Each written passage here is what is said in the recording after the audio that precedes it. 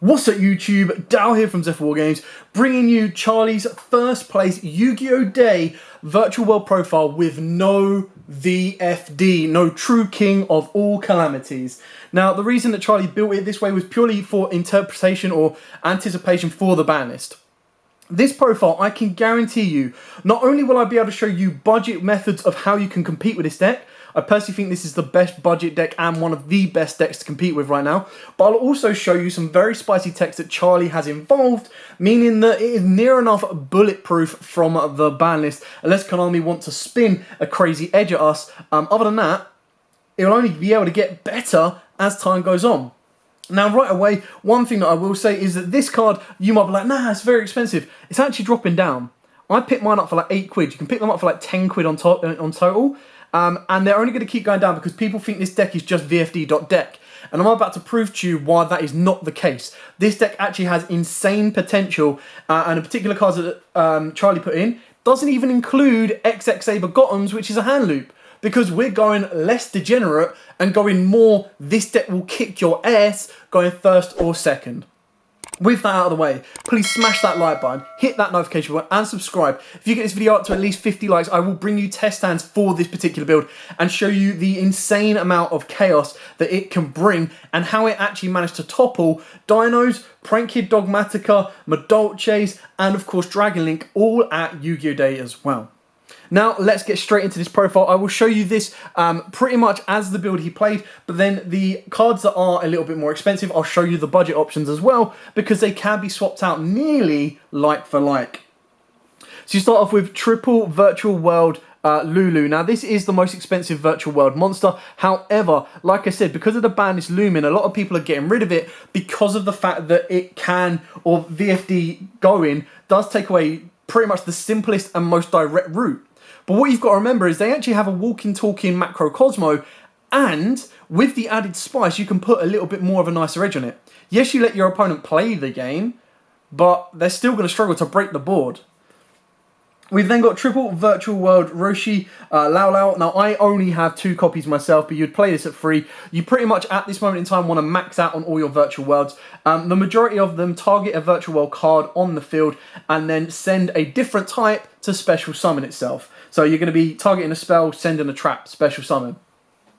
So Lao Lao revives from the graveyard. The next one you want is Triple Nyan Nyan. Now again, I only have 2 copies of this, really annoying. However, again, you play this at 3. This card is if a level 3 monster is normal or special summoned to your field while this card is in the graveyard, special summon it. Now, one thing to keep in mind with Virtual World is they do lock you in to only being able to special summon level or rank 3 or higher monsters for the remainder of the turn. Not an issue, trust me.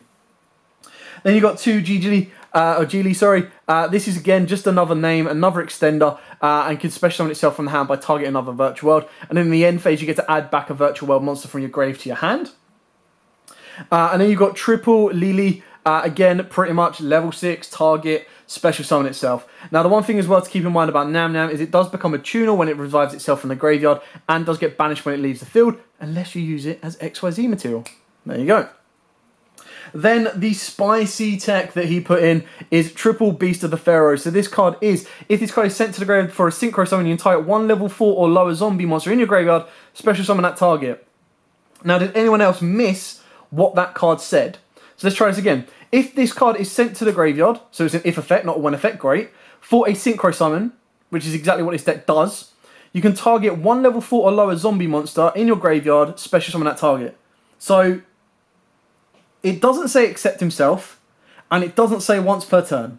So you're telling me I can loop this level 3 monster as much as I want to get any synchro, being 6s or 9s, in my deck. Bloody excellent. Then for the hand traps, we've got Triple Nibiru. If you've got a bit more money, you can, of course, put in droplets and you can put in imperms, and Triple Ash Blossoms. Now, the one, I wouldn't say weakness of this particular build, but a downside of this particular build is the fact that if it does go second, it's got a lot of monsters that it can special summon, but it will struggle to play through some of the gates, which is why Droplet is a nice upgrade to be added to the deck if you do get that. If not, you can play it as it is. Then moving on to the spells, we'll end with the Virtual World spells. You've got Triple Foolish Barrel Goods. This you either want to send your Queen Long, which is this one here, or of course your virtual world Chuchi. Chuchi lets you increase one of your virtual world monsters by levels of 3, and the Quinlong lets you banish it to add a virtual world monster from your deck to your hand, which is why you play triple Foolish Barrel of Goods. Triple Desires, as you saw, every single card that preceded this card is played at 3. The only card in your entire deck that you do not play at 3 is E-Telly, and that's because it's only at 1. But this is one of the big boosts that I think the deck could get, because not only are Virtual World Psychic, but so are the TCG exclusive of Mutants. So if we were to get 2 E-Tellys, it might actually help benefit 2 decks. Now, I'm not saying it's a guarantee for that to happen, but if it does, nice. Then, of course, for the Virtual World spells, we've got probably one of the best ones, if not the best one, and that is Virtual World City. So place 1 Virtual World Gate card from your deck face up in your spell and trap card zone. Yes, that means you activate the trap on your first turn. Then, of course, the secondary effects is you can apply any of the following effects in sequence based on the number of Virtual World Gate cards you control. 2, all Virtual World monsters you control gain 200 attack this turn. 3, send the top 3 cards of your deck to the graveyard. And 4, special summon up to 4 Virtual World monsters with different names from your extra deck. Very rare that you're actually going to be using and abusing the remainder of those effects. But the idea is, again, it is another Virtual World card that you can send from your deck to the graveyard. But it also allows you to set up your Quinlong and, of course, your Chi-Chi. And this one is you banish 1 Virtual World card from your graveyard, target 1 face-up monster on the field, negate its effects until the end of this turn, even if this card leaves the field. You can banish this card from the graveyard, add 1 Virtual World monster from your deck to your hand, then send 1 card from your hand to the graveyard. You can only use each of the effects once per turn. So again, the fact that this can literally just go, okay, banish, which sets up your Chi-Chi, to then negate, is basically like a continuous imperm. It's insane. And then 3 of the most broken trap in this deck is Virtual World Gate Chuchi. So you can target 1 face-up card on the field, shuffle, so that's cost. Shuffle 2 of your banished Virtual World cards with different names from each other into the deck, then destroy that card. During your main phase, you can banish this card from the graveyard, then target 1 Virtual World monster you control, increase or decrease its level or rank by 3 until the end of this turn. Only use each of the following effects once per turn. So, the idea is that at the end of your combo, not only are you going to have a massive boss monster that they're going to have to deal with, but you're also going to be backing out with a Chuchi, which of course, because it's a trap, is technically a quick effect, and is annoying as hell to deal with. Now, as you saw from that entire main deck, the most expensive card is probably going to be your Lulu. And like I said, this is coming down at this moment in time, sitting at around £8 to £10 a copy, so I highly advise picking it up. If you have a good friend, you can get all the commons for free, and the supers themselves should be no more than £1. I know they're incredibly good cards, but I've been able to pick these up for £1. I've been able to pick them up very, very cheaply. Now, moving on to the extra deck. Now, the extra deck is where a bit more money is spent, but I will tell you the budget options. I'll also show you alternative options you can put in the deck as well. Now, please note, one card that I am missing is Cloud Castle. Cloud Castle is less so relevant in this particular build, but it's still incredibly powerful. And purely the reason that Cloud Castle is less relevant is because of VFD, we're not planning to go rank 9 spam. We're pretty much planning to go stall and go from there. So, for your level 9 synchros, we are going with a range. Now, the first ones that are definitely going in the deck are, of course, going to be your Virtual World QB. This is a walking, talking macro Cosmo, and it can revive itself, which is nuts. It is only 1 tuner and 1 non-tuners. Any card sent from the field to the graveyard is banished instead. You can only use each of the following effects of Virtual World QB once per turn. When your monster declares an attack, you can return 1 of your banished monsters to the graveyard. Nice. What that means you do is you can recycle Nyam Nyam. Nice. During your main phase, except the turn this card was sent to the graveyard, you can banish 2 other monsters, not even Virtual World cards, just monsters, from your graveyard with different original types and attributes from each other, and special on this card from your graveyard. And then, of course, we've got Ravenous Crocosaur. Ditch, draw if you want to, but you're just going to be drawing in general. And then, of course, you've got your Trishula, Dragon of the Ice Barrier. Being able to non-target banish is always going to be beautiful. As an option to Trishula for going second, you do have Mistworm. So you basically get to Synchro Summon, return, or target 3 cards your opponent controls, return them to the hand. So it's a nice spot removal. You've also got the option for Vermilion Dragon Mech as well. Again, it is a level 9 monster that only requires 2 monsters to make. You can banish a tuner, which you do have in the level 6 of Lao Lao, and of course the level 3 of Lulu. Target 1 card on the field, destroy it, and then if it is Synchro Summon card, is destroyed by card effect, and sent to the graveyard, you can target 1 of your banished tuners and add it back to your hand. So that's it for the level 9s. I wouldn't say you need to play all of them, but these are replacing VFD. These are being your boss monsters. You want to keep the Kiwi on the board, and you want to use these to make your rank 9 should you need to. If you want to go for the Degenerate Hand Loop, you do have XX Saber Gothams. You do go into your Phantom Fortress Enter Blafnir, and you do rely on Trishula a little bit more. So from these 5, you ideally want to be aiming for 3. These are just options. Again, none of these are crazy money. You should be absolutely fine. I think the Kiwi is probably £10 at most. I got mine like for £8. It was crazy. Then for your level 6s, we've got 3 level 6s. We've got the 1 Coral Dragon, the 1 Mud Dragon, and the 1 Stardust Charge Warrior. So Coral is your level 6 tuner. It is also a dragon, which is very, very important. And of course, you've got the discard, pop effect, and draw. You also have Stardust Charge Warrior, which is your alternative option for the draw ability. And if you do go the budget route down the back end of the Mud Dragon play, you can swap this out for a light monster. Now, the reason Mud Dragon is in here is because you can cheese out this guy right here. Dragoon, ladies and gentlemen. You can make Dragoon without having to brick your deck with a Red Eyes Fusion, Red Eyes, and Dark Magician. Now, you don't get the pop, which is absolutely fine, because you still get a negate and a card that can't be destroyed by card effect or targeted. Now, your budget option to this is, of course, going to be Invoke Macabre, and then the alternative for that is you need to replace your Charge Warrior or, of course, your Coral Dragon into a light monster. Now, the idea is that one of your first level 6s you're going to make is going to be Mud Dragon. The second one is going to be Coral Dragon. Then, of course, you can use Mud Dragon's effect to fuse Mud Dragon, becoming Dark Magician, and, of course, Coral Dragon being a dragon to make Dragoon. That, of course, will also net you a draw off of Coral Dragon. So if this is the base you're playing with, you're still going to be able to get the discard draw off of the discard to negate off of this because you've got Coral Dragon. Easy as that. The budget option, again, for this is Invoke Macabre.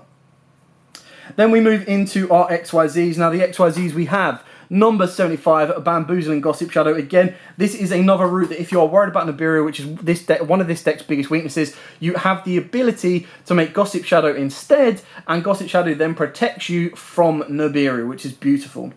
Another rank 3 you can use and abuse is Totem Bird. Again, I'm going to be showing you more than 15 cards, but these are all options. Like I said, Cloud Castle is also an option, and of course the level 6 Virtual World Synchro again. But the idea is that we want to be cheesing out Dragoon, backing it up with Chi-Chi, and we want to back it up with Kiwi as well. Then for the other XYZs, we do have the 1 Virtual World Phoenix Fanfan. And then, of course, we do have the 1 Constella Ptolemy M7, because if you decide not to go for Dragoon or you go for a rank 6 play instead, you can make M7, and M7 is a nice bounce effect as well. Now, what all of these have in common, more so Gossip Shadow than anything, is as long as Gossip Shadow battles, you can then link it up on top of, or rank it up, into Gaia Dragon the Thunder Charger. Now, the reason we go into Gaia Charger is purely because you can then go into Zeus. Now again, going back to the ability of making this budget, you can take Zeus out, you can take out the Thunder Charger, that's where your castle comes in, that's where your level 6 comes in, that is also where you can put the Infinitrack rank 9 in as an alternative option as well, but Zeus is another alternative boss monster. Should your board get cleared, and keep in mind, yes, it's going to send all cards you control to the graveyard too, but if you've got your Kiwi, which is a Macrocosmo, it will send Kiwi to the graveyard that can then recycle itself, which is pretty beautiful. And then the final XYZ we have is Phantom Fortress Enter Blafnir. Now again, this is coming off the back of VFD not being played, not being used, and the expectation that it will possibly get banned. Now if it does get banned, you do have these alternative options, which is why I am showing them to you.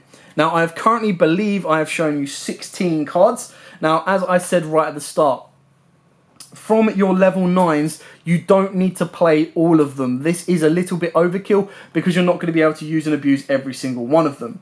Keep in mind, Mistworm and Trish are pretty much similar, but Trish can go first, as both of them need free materials to be made. So your ultimate decision to make this a 15-card extra deck, if you want to put Cloud Castle in as well, is you probably take out Vermilion, and you probably take out Mistworm, and that's where your Cloud Castle goes in nice and easy.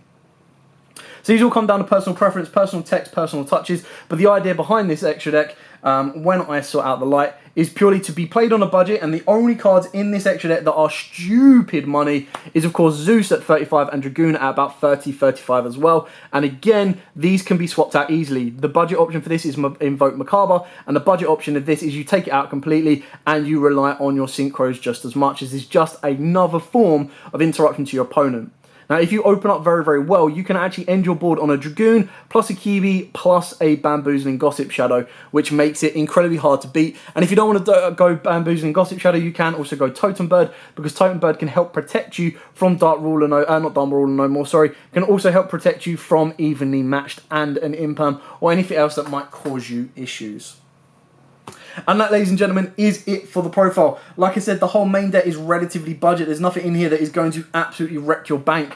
I think you could easily build this entire deck and extra deck, minus Zeus and Dragoon, and replace them with, of course, Invoke Macabre for a easy $100, if not less. Now, Charlie took this all the way to first place, used and abused all of the smart little techs in here off the back of VFD possibly getting banned. So while we are living in 2020 December, he is living in 2021 January. So that is it for the virtual world profile. I hope you like this. I hope it's given you a couple of ideas and techs on what you could possibly put in here. And like I said, if this video gets at least 50 likes, I'll bring you a proper test hand and a combo. I'll show you the combo that you can use and abuse. There is the version which is like top level if you get these 3 specific cards. And I'll also show you one that is just generic. If you get these cards, what can you end up on?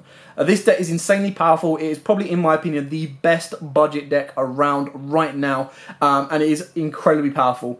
Like I said, a lot of people are trying to get rid of them now because of they whole think that the VFD gets banned. If VFD doesn't get banned, then you can just chuck VFD straight back in here because it is still an amazing fallback card that will be used and abused. But the whole idea of this profile is to basically show you how you can compete with this deck on a budget, how well Charlie did go in first place at our Yu-Gi-Oh! Day, and how you're able to build it on a budget without VFD or the degenerate XX Saber Gotham's hand loop as well. But for now, thank you so much for watching. Like I said, hit that like button, hit that notification bell, subscribe so you do not miss out on any more Yu-Gi-Oh! Profiles, news, openings, the whole 9 yards. Until next time, guys, as absolutely always, stay safe and happy dueling.